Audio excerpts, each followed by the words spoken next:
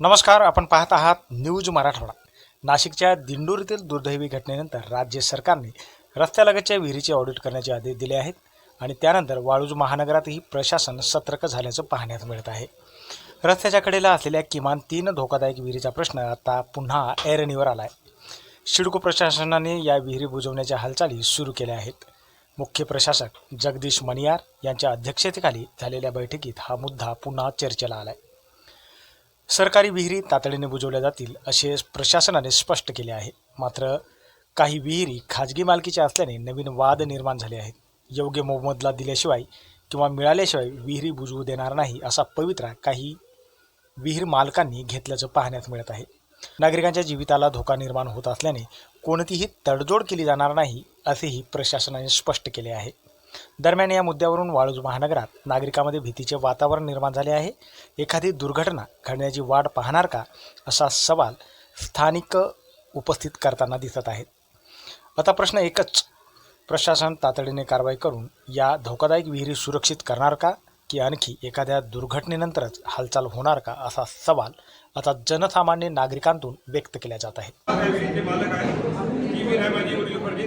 आजपासून नाही, सिडको येण्याच्या अगोदरपासून बरोबर 18 मीटरमध्ये 2 विहिरी आहेत. 18 मीटरमध्ये म्हणजे 18 मीटरमध्ये 2 विहिरी आहेत.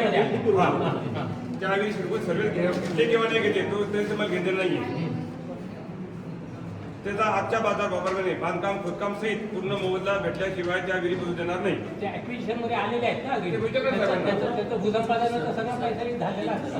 एक विहीर आहे भूसंपादनामध्ये आलेली आहे आणि एका विहिरीचा त्यांच्या गटाचा गावामध्ये समावेश झालेला आहे. मग त्यांना ती बुजवावं लागेल. बघा, रस्त्यात विहीर ठेवणं हे कोणाच्या खिसाचं नाहीये. रस्त्यामध्ये विहीर असणं तुमची जरी असं किंवा ॲक्विजिशनची असेल ते आपल्याला बुजवावी लागेल. ऐका 2 मिनिटं. बघा, सिडकोने माझी जमीन विनावावर 8 गुंठे जमीन संपादन केलेली आहे. मी वारंवार पत्रव्यवहार करून सरांशी सुगला सरांशी सिडको प्रशासकला 15 वर्षे झाले मी पत्रव्यवहार करून थकलो. आता मी कोणताही पत्रव्यवहार करणं बंद केलेलं आहे.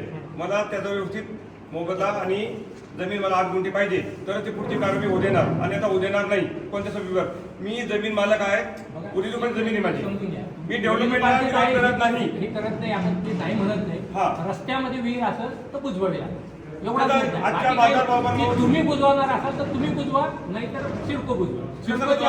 माझी 8 गुंठे जमीन तुम्ही संपादन केली आहे. तुम्ही तुमचीच राहू, तुम्हाला राहू द्या. जर तुमची घेतलेली नसेल, संपादित नसेल तर तुम्ही जास्तीत जास्त संपादन केली यावरच्या व्यतिरिक्त तो मुद्दा वेगळा आहे. जर असेल तर त्याच्या बाबतीत काय प्रक्रिया होईल तुम्ही एक समजून घ्या. तुमची आगाऊची जर घेतलेली असेल तर त्याचा जो काही रितसर मोबदला असेल तो वेगळा. आणि दुसरा विषय, मी पत्रव्यवहार केलेला सिडकोला की सदर विहिरीचा मोबदला देण्यात यावे आणि विहीर जर देणार नसाल तर विहिरीचा विषय नाही. त्याच्या बाबतीत विहीर तुमची तुम्हाला बुजवावी लागेल. एवढा मुद्दा. आम्ही बुजवणार नाही ना, आम्ही ते वापर करू ना शेतीसाठी.